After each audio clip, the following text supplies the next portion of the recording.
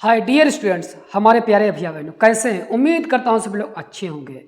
आज आप इस थंबनेल को देख करके जान ही चुके होंगे कि आज का वीडियो किस टॉपिक पर होने वाला है। आप सभी ने अपना स्कॉलरशिप का भाई फॉर्म ऑनलाइन करवाया होगा। ऑनलाइन करवाने के लिए आप जाते होंगे साइबर कैफे पे, या अपने आप स्वयं ऑनलाइन करते होंगे, या किसी के माध्यम से ऑनलाइन करवाते होंगे।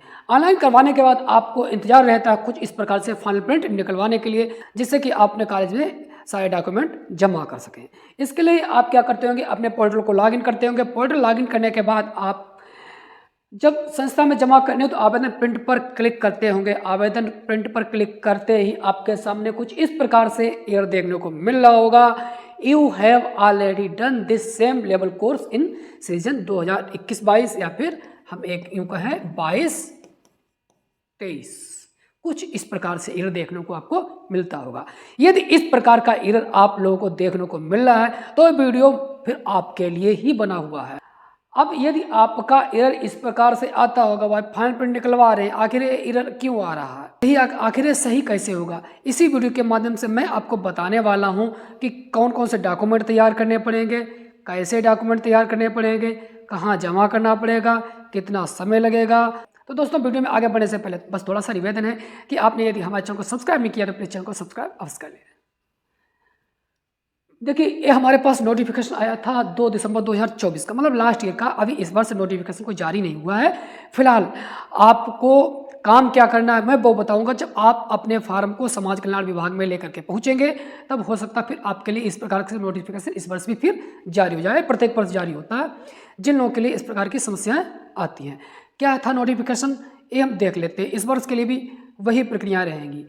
इसमें क्या था, वित्तीय व शैक्षिक सत्र 2024-25, हम यहाँ पर इस बार 25-26 मान लेते हैं। यहाँ पर 25-26 में कोई भी क्लास हो, चाहे अनुसूचित हो, सामान्य वर्ग, पिछड़ा वर्ग, जो भी हो, उन योजना के अंतर्गत छात्रों के आवेदन पत्र को ब्लॉक एवं लेवल चेक बाईपास का विकल्प उपलब्ध कराए जाने के संबंध में, मतलब कि जिन में ये दिक्कतें आती हैं तो भाई उनका सबसे पहले क्या होता है, आवेदन पत्र जो पुराना होता है इसे ब्लॉक कराना पड़ता है, और नए वाले का क्या करना होता है, लेवल चेक बाईपास करना पड़ता है। जब इतनी प्रक्रिया होती है तब जाकर के कहीं अपने फार्म को भाई कर पाते होंगे फाइनल प्रिंट। ये वही दिसंबर में आता है, लगभग दिसंबर में फिर वही आएगा। इससे पहले सारे डॉक्यूमेंट आप अभी से ही तैयार कर लेना, जिससे कि अब जल्दी से काम हो जाएगा। मान लीजिए दिसंबर में आएगा तो आप इतनी जल्दी कार्यवाही नहीं कर पाएंगे, तो बहुत से लोगों का भाई फार्म छूट भी सकता है। छात्रों का जो आवेदन है ब्लॉक किया जाएगा। पहला है, छात्र का आवेदन पत्र उसी जनपद से ब्लॉक होगा जिस जनपद से छात्र ने पाठ्यक्रम अधूरा छोड़ा होगा। कि आपने, अब बात ध्यान से समझना भाई, बड़े काम की बात है कि आपने अपना स्कॉलरशिप का फॉर्म ऑनलाइन कराया है, आपका फाइनल प्रिंट नहीं निकल पा रहा है, तो यहाँ पर दो स्थितियाँ बन रही हैं कि आपने पहला जो कोर्स किया होगा कुछ और, अब कोर्स कर रहे होंगे कुछ और। मान लीजिए कि आपने बीए किया होगा, क्या किया होगा, बीए या बीएससी जो भी किया होगा वो आपने मान लीजिए लखनऊ से किया होगा। स्कॉलरशिप का आपने फॉर्म ऑनलाइन कर दिया, स्कॉलरशिप आई भी होगी या फिर नहीं भी आई होगी। अब आपने दूसरे वर्ष मन बना लिया कि मैं बी फार्मा करूँगा या फिर कोई और कोर्स करूँगा, तो आपने कोर्स को कर दिया है ड्रॉप। अब आप मान लीजिए कर रहे हैं बी फार्मा कर रहे हैं। कहाँ से कर रहे हैं, मान लीजिए बरेली से कर रहे हैं। अब ऐसी स्थिति में आपके जो आवेदन पत्र है, आपका आवेदन है, तो उसको ब्लॉक किया जाएगा। कहाँ से, लखनऊ से ब्लॉक किया जाएगा। बात समझ का, जो मतलब पुराना कोर्स, जो पाठ्यक्रम आपने ड्रॉप किया था, जो आपने पाठ्यक्रम छोड़ा था जिस जनपद से, उसी जनपद से आपको भाई ब्लॉक करना पड़ेगा। उसी समाज कल्याण विभाग में जाना पड़ेगा। अभी बताऊंगा मैं क्या क्या करना पड़ेगा। और कुछ ऐसे भी छात्र हो सकते हैं, सेम डिस्ट्रिक्ट वाले हो सकते हैं, कि आपका हो सकता है वही कोर्स आपने लखनऊ में किया हो और दूसरा कोर्स आप लखनऊ में ये भी कर रहे होंगे। तब भी इस स्थिति में आपको इसी जनपद से ब्लॉक करना पड़ेगा, इसी से लेवल बाईपास करना पड़ेगा। दूसरी स्थिति ये हो सकती है, छात्र का आवेदन पत्र गत वर्ष, हम 2024-25 मानेंगे, गत वर्ष 2024-25 में संस्था स्तर से अग्रसारित होना अनिवार्य है। यदि आवेदन पत्र अग्रसारित नहीं है तो छात्र फ्रेश में आवेदन करेगा। ऐसे छात्रों का फॉर्म संस्था स्तर से अग्रसारित होना अनिवार्य है। यदि कॉलेज ने आपके फॉर्म को फॉरवर्ड नहीं किया है तो भाई आपको फॉर्म आपको फ्रेश ही ऑनलाइन करना पड़ेगा, नया फॉर्म भरना पड़ेगा। कॉलेज से आपका फॉर्म फॉरवर्ड होना चाहिए। तीसरा विकल्प है छात्र के आवेदन में गत वर्ष पाठ्यक्रम पूर्ण न होने की स्थिति स्पष्ट कर लें। अर्थात छात्र ने गत वर्ष पाठ्यक्रम के अंतिम वर्ष में तो आवेदन नहीं किया था। यदि अंतिम वर्ष में आवेदन किया था परंतु छात्र वास्तविकता के आधार पर प्रथम वर्ष में था तो छात्र का आवेदन ब्लॉक नहीं होगा। छात्र द्वारा फ्रेश में आवेदन करना होगा तथा लेवल चेक बाईपास कराना होगा। कभी कभी क्या होता है कि छात्र ने क्या किया, पढ़ तो वो पहले ईयर में था, फर्स्ट ईयर में आप पढ़ रहे थे और धोखे से त्रुटिवश आपने फाइनल ईयर लिख दिया होगा। तो उस स्थिति में क्या होगा, आपका जो फॉर्म होगा वो भाई फिर से नया आपको ऑनलाइन करना पड़ेगा, फ्रेश ऑनलाइन करना पड़ेगा और आपको फिर उसका ब्लॉक नहीं कराना पड़ेगा। उसके लिए क्या कराना पड़ेगा, उसके लिए आपको सिर्फ और सिर्फ समाज कल्याण विभाग से लेवल बाईपास करना पड़ेगा। आप जाएंगे ब्लॉक करने के लिए तो ब्लॉक नहीं हो सकता क्योंकि वहाँ पर आपकी रिक्वेस्ट नहीं आएगी। आप इसीलिए क्या करेंगे, आप सिर्फ और सिर्फ फ्रेश अपना ऑनलाइन कराएंगे, लेवल बाईपास कराएंगे। चौथा विकल्प ये हो सकता है छात्र का आवेदन पत्र तभी ब्लॉक होगा जब वर्तमान सत्र में रिन्यूअल के लिए सम्मिलित होगा। कि ऐसे स्टूडेंट जो रिन्यूअल कैटेगरी में उनका ही ब्लॉक हो सकता है। आपने नया फॉर्म भरा होगा, नया फॉर्म आप जैसे भरेंगे तो आपके सामने पहली बात तो आ जाएगा ड्यू फॉर रिन्यूअल कैटेगरी, और ड्यू फॉर रिन्यूअल कैटेगरी आपका ऑप्शन आया। आपने रजिस्ट्रेशन नंबर पुराना डाल करके रिन्यूअल जब करेंगे तभी आपके पास इस प्रकार का ऑप्शन दिखेगा। जिन लोगों का ये दिख रहा है तो समझ लीजिए कि आप रिन्यूअल ही फॉर्म ऑनलाइन कर रहे होंगे और उनका ही फॉर्म का ब्लॉक होगा, उनका ही फॉर्म ब्लॉक किया जाएगा। जब आपका फॉर्म ब्लॉक हो जाएगा तब ब्लॉक करने के बाद आप क्या करेंगे, फिर दूसरे वाले जनपद में लेवल बाईपास कराने जाएंगे। कुछ उदाहरण देख लेते हैं हमें, इनके उदाहरण से और भी क्लियर हो जाएगा। मान लीजिए कोई छात्र है वर्ष 2021-22 या 22-23 में बीए पाठ्यक्रम में आवेदन किया था, मतलब कोई भी पाठ्यक्रम ऑनलाइन किया होगा, छात्रवृत्ति उसे मिली भी थी किंतु वर्तमान सत्र में प्रवेश प्रोफेशनल पाठ्यक्रम में हुआ। पहले उसने बीए किया होगा अब और स्कॉलरशिप भी उसे मिल गई थी, उसने कोर्स को ड्रॉप कर दिया। अब क्या उसने किया, अब भाई प्रोफेशनल कोर्स उसने पाठ्यक्रम में प्रवेश ले लिया है तो छात्र द्वारा फ्रेश रजिस्ट्रेशन करना अनिवार्य है। ऐसी स्थिति में क्या होगा, छात्र को फ्रेश रजिस्ट्रेशन करना अनिवार्य है। फाइनल प्रिंट ब्लैंक अथवा सेम लेवल में होने के कारण नहीं निकलता है तो छात्र का वर्तमान आवेदन पत्र लेवल ब्लॉक उसी जनपद से किया जाएगा जिस जनपद में छात्र वर्तमान में अध्ययनरत है। मतलब कि ऐसी स्थिति में आपका फॉर्म फ्रेश ही होगा, उसमें भी इस प्रकार से मैसेज आ जाएगा, इस प्रकार से मैसेज इनका भी आएगा, you have already done this same level course in season 2022-23। तो ऐसी स्थिति में छात्र को फ्रेश फॉर्म ऑनलाइन कराना पड़ेगा और उसका जो फाइनल प्रिंट होगा ब्लैंक आएगा या फिर सेम लेवल में होने के कारण नहीं निकलेगा तो छात्र का वर्तमान आवेदन पत्र लेवल ब्लॉक उसी जनपद से किया जाएगा जिस जनपद में छात्र वर्तमान में अध्ययनरत है।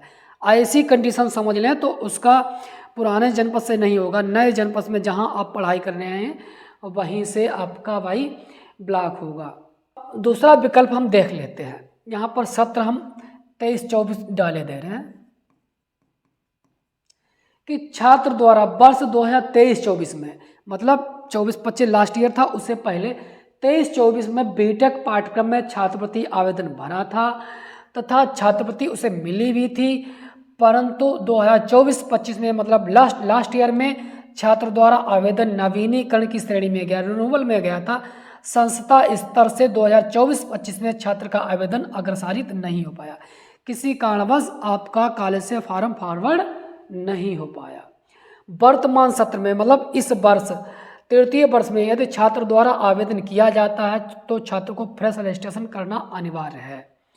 मतलब समझ गए होंगे कि आप 2023-24 में ऑनलाइन किए थे, आपको स्कॉलरशिप मिली, 2024-25 में कॉलेज ने आपका फॉर्म फॉरवर्ड नहीं किया है। ये समझ लीजिए यदि कॉलेज आपका फॉर्म फॉरवर्ड नहीं करता है तो आपको फॉर्म फ्रेश ही भरना पड़ता है कि भाई आपने कोर्स किया था पहले 2023-24 में आपने कोर्स किया था, 2024-25 में आपका कॉलेज से फॉर्म फॉरवर्ड नहीं हो पाया था।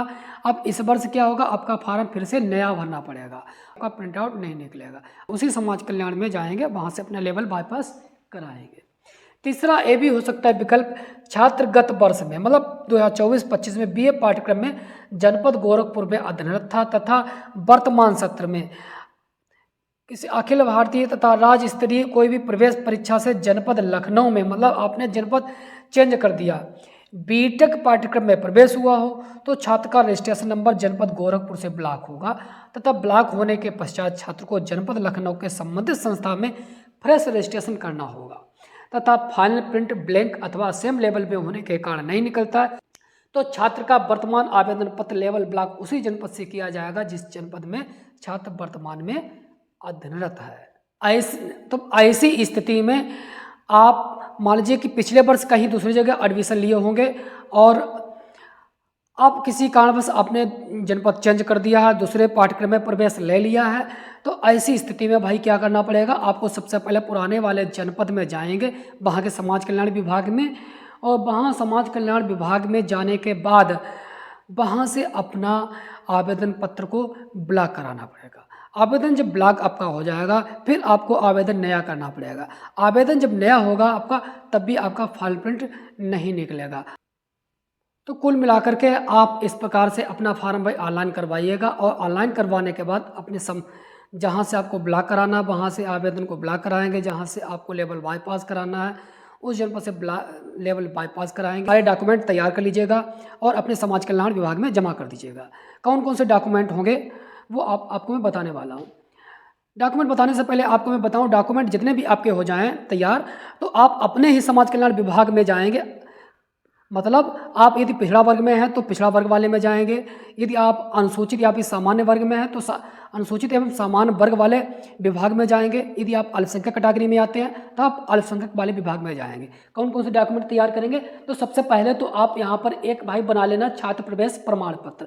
छात्र प्रवेश प्रमाण पत्र में आपको लिखना पड़ेगा, प्रमाणित किया जाता है कि अपना आप नाम डाल देंगे और अपना निवास स्थान कहाँ रहने वाले हैं और किस कॉलेज से आप कौन सी पढ़ाई कर रहे हैं, और लिख देना है कि मैं इस इतनी तारीख से प्रवेश ले लिया हूं और नियमित अध्ययनरत हूं। इस प्रकार से एक प्रमाण पत्र बनवाने के बाद कॉलेज से मोहर लगवा लेना। दूसरा आप एक लिखेंगे प्रार्थना पत्र।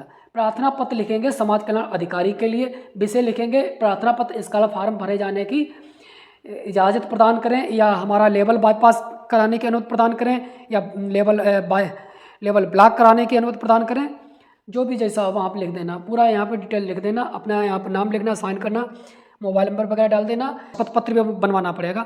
इस शपथ पत्र में आपको लिखना पड़ेगा कि मैंने कोर्स पहले कौन सा किया था, कहाँ से किया था और इस वर्ष कौन सा कोर्स कर रहा हूँ, कहाँ से कर रहा हूँ, कौन कौन सी समस्याएँ आई हैं, ये सब उसमें लिखना पड़ेगा आपको।